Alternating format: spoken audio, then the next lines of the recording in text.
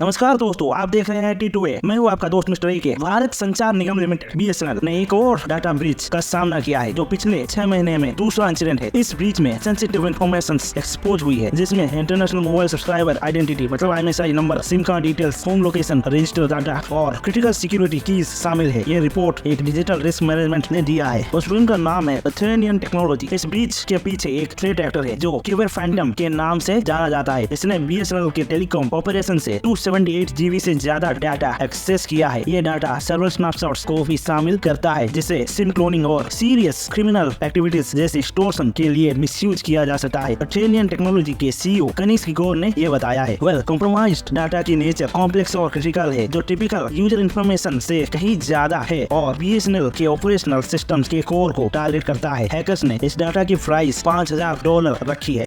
दोस्तों, यहाँ पर वो हैकर जाने या फिर वो BSNL जाने, उन लोगों के बीच क्या बातचीत हुई। लेकिन दोस्तों, चिंताजनक बात यह है कि ये जो operational data sophisticated cyber attack launch किया गया है, इसके पीछे एक और मोटिव हो सकता है कि इस अटैक के जरिए जो सिर्फ BSNL ही नहीं बल्कि दूसरे इंटरकनेक्टेड सिस्टम्स और नेटवर्क्स को भी अफेक्ट कर सकता है। ये एक नेशनल सिक्योरिटी थ्रेट है और क्योंकि इंडिया में जितने भी गवर्नमेंट के फर्म्स, ऑफिस, सर्वर्स, सब कुछ BSNL के साथ जुड़ा हुआ है। एक्चुअली ये एक इंडियन गवर्नमेंट को एक वार्निंग कॉल है, क्योंकि BSNL के साथ 6 महीने के बीच दो बार ऐसे इंसिडेंट हो चुके हैं। मतलब BSNL एक टारगेटेड एसेट बन चुकी है for hackers. So this thing should be checked by the government.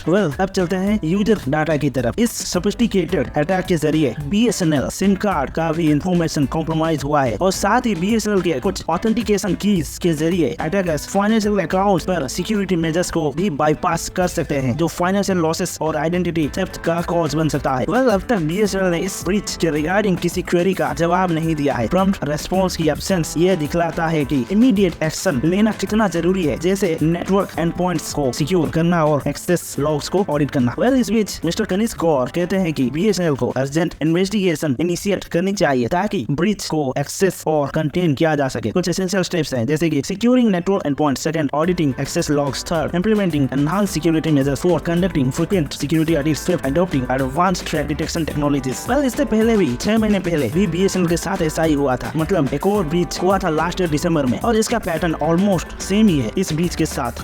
पिछले ब्रीच में फाइबर और लैंडलाइन यूजर्स के सेंसिटिव डिटेल्स एक्सपोज हुई थी, जैसे email address, billing details, contact numbers और भी कई इन्फॉर्मेशन। BSNL के ये रिपीटेड ब्रीचेस ये हाईलाइट करते हैं कि टेलीकॉम सेक्टर में रोबस्ट साइबर सिक्योरिटी मेजर्स कितनी जरूरी है। नेशनल सिक्योरिटी और यूजर सेफ्टी के पोटेंशियल रिस्क को देखते हुए सेंसिटिव इन्फॉर्मेशन को सेफगार्ड करने और फ्यूचर इंसिडेंट्स प्रिवेंट करने के लिए इमीडिएट और कॉम्प्रिहेंसिव एक्शन की जरूरत है। BSNL को अपने ऑपरेशनल सिस्टम्स और यूजर डाटा को प्रोटेक्ट करने के लिए डिसिसिव एक्शन लेने होंगे, ताकि इंक्रीजिंग साइबर थ्रेट्स के सामने अपनी सर्विसेज की इंटीग्रिटी और सिक्योरिटी इंश्योर की जा सके। दोस्तों, मैं अपनी तरफ से एक बात बताना चाहता हूँ। ये न्यूज व्यूज जो है वो आप साइड में रखें। एक सिंपल एग्जांपल देता हूँ आप लोगों को। आप जरा सोचिए, आपके पास एक अच्छा सा जबरदस्त गाड़ी है। आप अज्यूम कर लो आपके पास एक अच्छा सा स्पोर्ट्स बाइक है। अब आप सोचिए, अगर वो स्पोर्ट्स बाइक आप शेयर करके चलाते हो, मतलब कभी आपने चलाया, कभी आपके दोस्त ने चलाया, फिर आपके दोस्त के दोस्त ने चलाया, इस तरह अगर होता है तो गाड़ी की लॉन्जेविटी की क्या हालत होगी। और वही अगर आप अपनी गाड़ी खुद चलाते हो और खुद मेंटेन करते हो, तो उधर आपकी गाड़ी की लॉन्जेविटी क्या होगी। मेरे हिसाब से आप लोगों को इसका आंसर जरूर पता होगा। बिल्कुल उसी तरह BSNL के ऊपर भी यही एग्जांपल लागू होती है। अपनी डेटा को सिक्योर रखना, किसी थर्ड पार्टी को इसके भीतर इंक्लूड ना करना और इस डेटा को सिक्योर रखने के लिए अच्छे लोगों को रिक्रूट करना चाहिए और ये थर्ड पार्टी वेंडर सिस्टम बंद होनी चाहिए।